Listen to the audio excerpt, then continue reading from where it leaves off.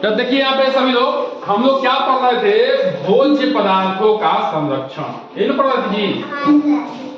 ठीक है, अब इसमें समझिए बेटा कि संरक्षण हम लोग कैसे कर रहे थे। पहले ये ध्यान दे रहे थे कि नमी ना हो, जो भी खाद्य पदार्थ का अनाज है उसमें नमी ना हो। ठीक है, फिर क्या देख रहे थे कि गर्म स्थान पर रखा हो, ठंडे स्थान पर रखा जाए। मतलब मैक्सिमम ऐसा हो रहा था। किसी किसी भोज्य पदार्थ में हम लोग केमिकल का प्रयोग कर रहे थे कि नहीं कर रहे थे।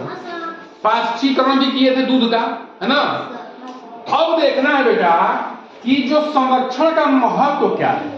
अगर संरक्षण नहीं करेंगे तो क्या होगा, चाहिए बताइए। गेहूं के सीजन में हम लोग गेहूं काटते कि नहीं काटते? 5-6 महीने 4-5 महीने का प्रोसेस होता है। ठीक है, लेकिन खाते हैं हम लोग ठंडी में भी। गर्मी में काट लेते हैं लेकिन खाते हैं ठंडी में भी। और जब तक अगला गेहूं कट न जाए तब तक खाते रहते हैं। खाते कि नहीं खाते हैं? वैसे अभी ठंडी के दिन में हम लोग धान काटेंगे, लेकिन खाएंगे कब तक? अगले साल तक, इस समय तक खाएंगे नहीं खाएंगे। कोई भी अनाज हम लोग उगाते तो हैं लेकिन खाते साल भर है। आजकल तो सब्जियां भी हम लोग साल भर खा रहे हैं स्टोर में रख के, है कि नहीं बताइए। अच्छा बताइए बेटा, अगर हमको संरक्षण करने का पता नहीं होता कि संरक्षण कैसे किया जाए, भोजन का बचाव कैसे किया जाए, तो क्या होता? सड़ गल जाता। तुम लोग साल भर खाते नहीं। तो हम जानते हैं कि हमें गेहूं को कैसे बचाना है, चावल को कैसे बचाना है, दाल को कैसे बचाना है, सब्जियों को कैसे बचाना है, तभी तो हम लोग साल भर खा पाते हैं। बोलिए है कि नहीं? है। दूध भी बेटा, आज दूध दुहा गया है और उसको जो है हम लोग पाश्चीकरण करके 10 दिन बाद 15 दिन बाद शहरों में लोग यूज करते हैं, खाते पीते हैं। अभी दूध छोड़ दो, ऐसे ही कल परसों फट जाए, कल तक फट जाएगा। फट जाएगा नहीं फट जाएगा? गर्मी में तो 5-7 घंटे में फट जाता है, खराब हो जाता है कि नहीं बताइए। तो हम लोग क्या जान गए हैं कि इनको संरक्षित कैसे किया जाए। तो बेटा संरक्षण का महत्व यही है कि घून फफूंद अन्य कीटाणु हम लोग उसको बचाते हैं, है ना।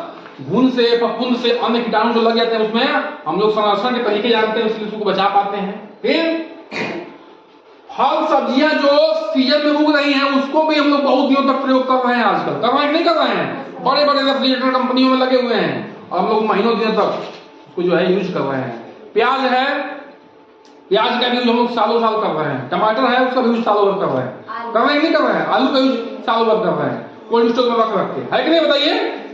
ऐसे रख दोगे तो जल्दी खराब हो जाएगा। पके भोजन को संरक्षित करके दोबारा उपयोग करना। जैसे कभी कभी क्या होता है बेटा कि घर में कुछ सब्जियां वगैरह बन जाती है तो क्या करते हैं लोग, फ्रिज में रख देते हैं, सुबह गर्म करके खाते हैं। ठीक है, देखिए अभी हम लोग बाद में पढ़ेंगे, भोजन जो है कोई भी चाहे सब्जी हो या अनाज हो जो हमारे थाली में आ रही है, बहुत मेहनत से आ रही है। ठीक है, अभी हम लोग जानेंगे अगले में, ठीक है ना। तो उसको हमें संरक्षित करना है, उसको हमें बर्बाद नहीं करना। अगला देखिए बेटा,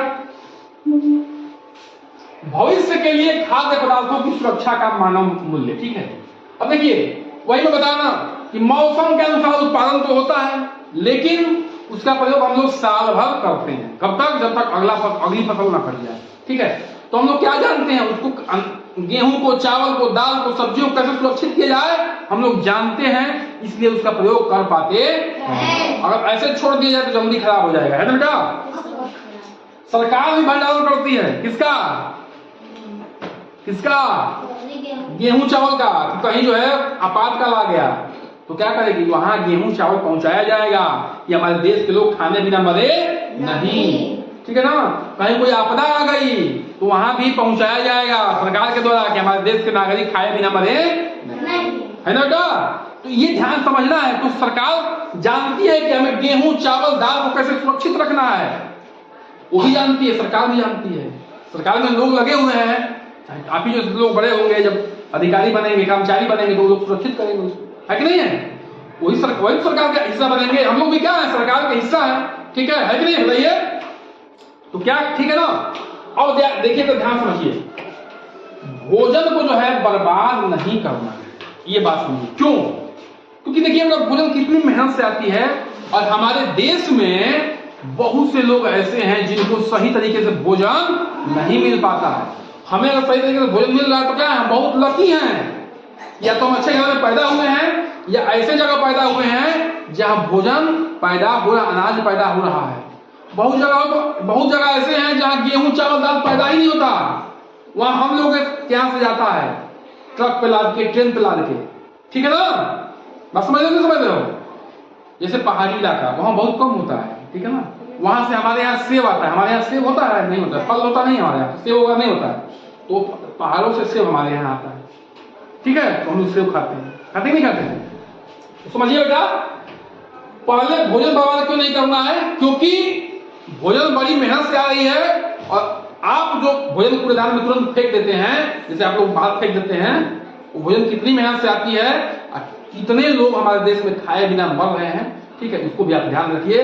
इसलिए भोजन उतना ही लीजिए जितना खा सके, ठीक है ना, खाइए मन भर, फेंकिए ना कौन भर, जितना मन उतना खाइए, कोई समस्या नहीं, लेकिन उसको फेंकिए। ठीक है, क्यों? देखिए, क्योंकि किसान जो होते हैं पहले क्या करते हैं, खेतों की जुताई करते हैं। पहले बेटा बैलों से जुताई होती थी, आजकल तो ट्रैक्टर आ गया है, लेकिन ट्रैक्टर से जुताई तो हो रही है, लेकिन ध्यान रखिए बेटा, जो उसमें डीजल जलता है वो डीजल फिर दोबारा नहीं मिलेगा। पानी नहीं है कि पानी उड़ा, बादल बन गया, फिर पानी का अगले साल वर्षा हो जाएगी। डीजल जो है जल्दी बनता नहीं, एक बार खत्म तो वो खत्म। ठीक है, बुआई होगी, उसके बाद क्या करेगा किसान, सिंचाई होगी, उसके बाद खाद उर्वरक डाला जाएगा, खाद बीज डाला जाएगा। ठीक ना, अब बड़ी मेहनत का काम है, आसान काम नहीं है। फिर उसकी कटाई होगी, फिर मड़ाई होगी। मड़ाई का मतलब उसको फसल से अनाज को अलग किया जाएगा, है ना। उसके बाद क्या होगा, संरक्षित किया जाएगा कि उसमें कहीं मॉइस्चर तो नहीं, मॉइस्चर लेकिन नमी नहीं ना है, उसको सुखाया जाएगा, ऐसी जगह रखा जाएगा जहां जल्दी खराब न हो।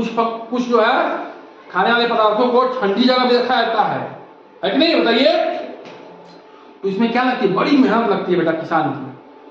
हम लोग क्या करते हैं, फिर वो भोजन पकता है, उसके बाद थाली में आता है, हम लोग खाते हैं, मन नहीं होता तो फेंक देते हैं। तो सोचो बेटा कितनी मेहनत से आ रही है।